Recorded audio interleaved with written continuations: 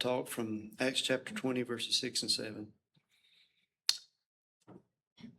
One of the issues that frequently arise in the partaking of the Lord's Supper or the communion is just that, the frequency.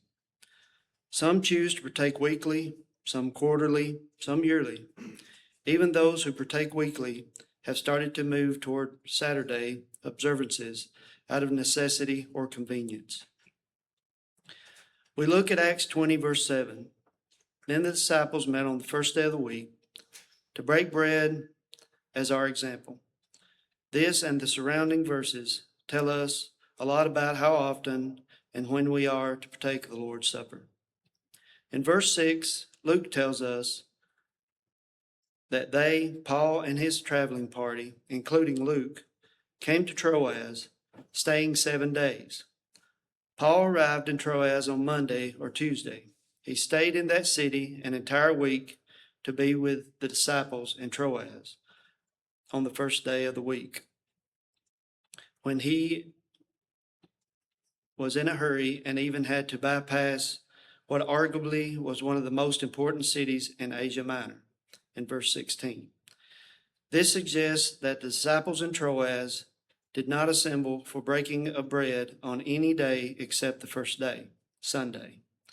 It also tells us that there was no option to meet on any other day.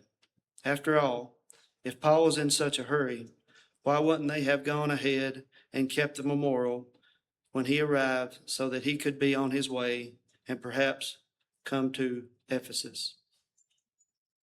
The events also suggest that this was a known practice, perhaps even because it was the practice of everyday local groups of God's people to meet on the first day of the week for the Lord's Supper. Paul had similarly commanded the Corinthians to gather on the first day to put aside and save. What a convenient time if they were already meeting for the breaking of bread. But why the first day of the week? The New Testament doesn't give us an explicit reason. The original institution of the supper was on Thursday.